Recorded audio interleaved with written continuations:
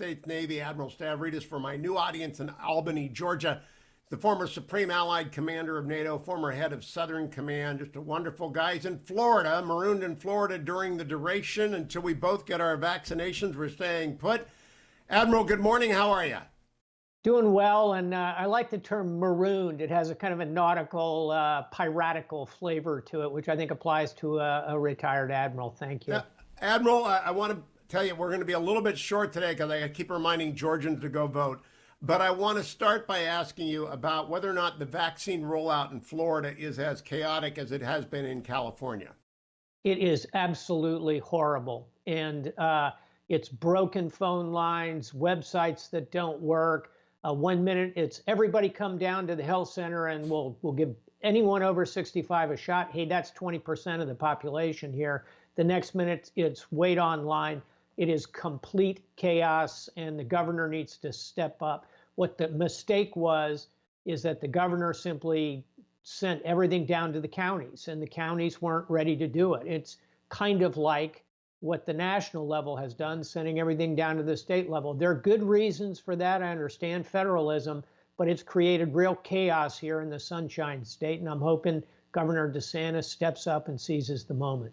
The same thing has happened in California because it's a traditional model. Public health is done at the county level. There are 3,000 counties in the United States. They're called parishes in Louisiana and covens in Pennsylvania. And they are all disorganized because they have never dealt with anything this difficult. So I just wanted to check that. Second thing I want to ask you about is our friend Jerry Hendricks' new book, To Provide and Maintain a Navy. I saw you tweeted about it. I know you were an early reader. Were you happy with the final result? I think it's superb. And the line "to maintain a navy" is actual words out of the Constitution. We can raise an army when we need one, according to the Constitution, but we always maintain a navy. And Jerry lays out a powerful case of why that is so necessary for 21st century America. I'm very proud of the book. Jerry is a longstanding friend of mine, but this is a book anybody ought to pick up and read. It's pitched to the lay reader, but the expert would enjoy it as well. You know, it's 100 pages, and it was reviewed by Forbes yesterday. And the reviewer, whose name, David Axe, wrote in Forbes that the Trump administration was hobbled by the lack of strategic planning for the Navy. That the president said 355, but they never got a plan together till actually the last 2 months of the administration before the election. And even then, the rollout was pretty bad. I agree with that assessment, by the way. I believe 3 secretaries of the Navy, including the acting secretary, failed to articulate the plan. Why did that happen, Admiral? I would say largely because of countervailing forces inside the Pentagon. And this, of course, is the curse of the Pentagon, is that you have 4 highly competitive military services: Army, Navy, Marine Corps, and of course the Air Force, and now you have the Space Force, by the way. So it really is a pentagon, a pentagram of competing interests, and they tend to negate each other and balance each other out, and you end up with a budget that is often watered down to simply divide it in parcels between the competing entities. That's a very hard structure to overcome. Let us hope that in a Biden Pentagon there will be a real drive, a forceful Secretary of the Navy selected, and someone who can deliver the strategic component.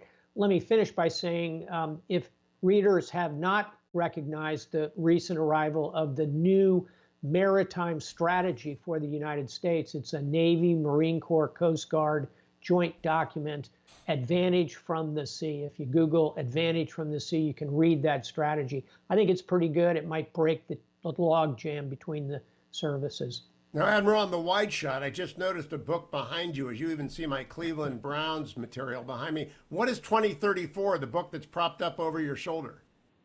Well, I'll do that shameless self-promotion thing, but coming out in March is the first novel I've written, my 10th book, but my first novel. And it has reviews by people like Jim Mattis and Secretary Bob Gates, by fiction writer Brad Thor.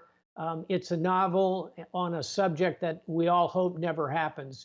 The title is 2034, like the year 2034, a novel of the next world war. So it's about the potential for a war with China. And I wrote it with my co-author, Elliot Ackerman, who's an acclaimed novelist, because we want to provide a cautionary tale of how terrible such a war would be, out in March 2034. Thanks for mentioning it. Well, I'm looking forward to reading it. The Red Storm Rising was influential in its time. And so you've gone Tom Clancy on me, and I'm glad because, by the way, the public learns that way.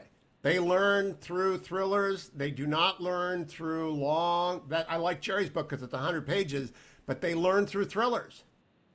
Indeed. And I would say if there's a model for this book, it goes back to Cold War literature, even earlier than Red Storm Rising. It's the Bedford incident, the way that a small incident in the North Atlantic brought the United States and Soviet Union to the edge of war. This is a bit of Dr. Strangelove, a bit of the Bedford incident, a bit of Sir John Hackett's book, The Third World War.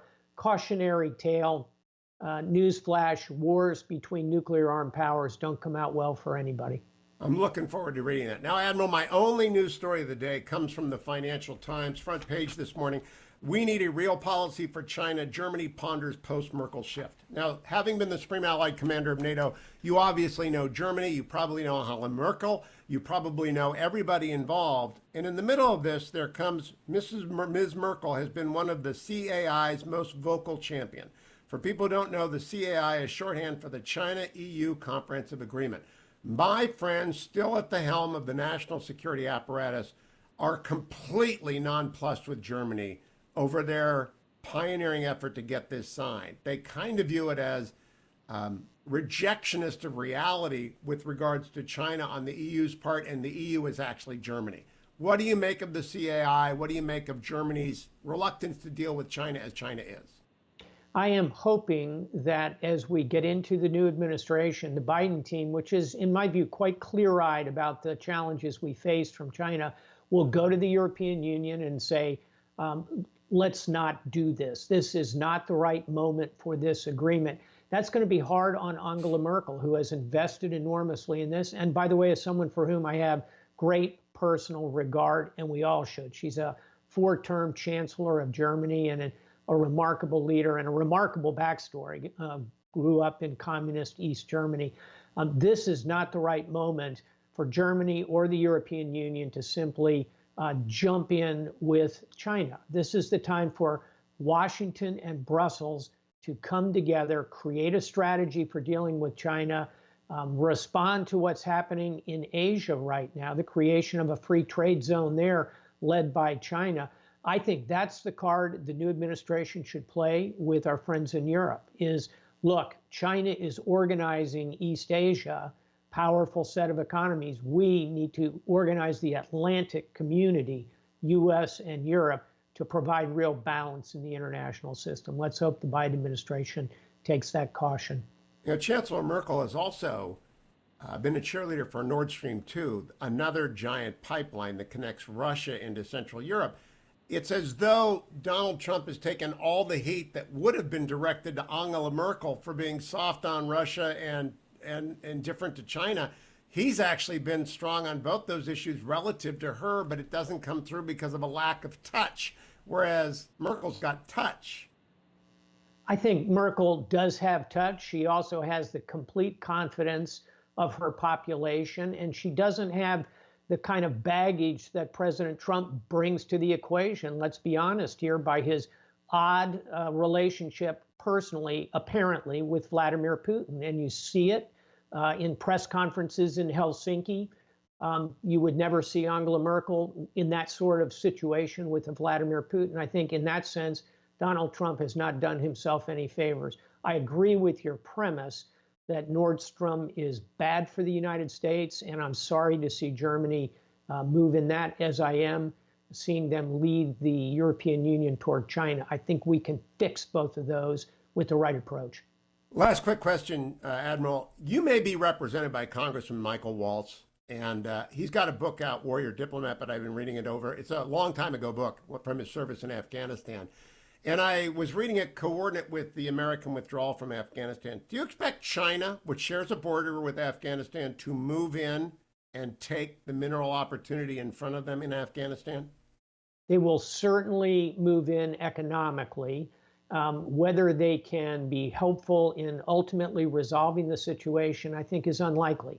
As a result, you'll see them try to kind of play it both ways. They will try and bring Afghanistan to the mix of the one belt, one road strategy. It's a classic example of where China would think they could do it. That's why, as you and I have discussed, the United States needs to remain engaged, keep a minimum footprint of troops there, 5,000 troops. We can do that for a long time, and work with our allies to get that negotiation across the breakers, get that done. If we do that, we will be the ones who can be economically investing in the $1 trillion in strategic minerals that exist in Afghanistan today. Admiral James Stavridis, always a pleasure to talk to you.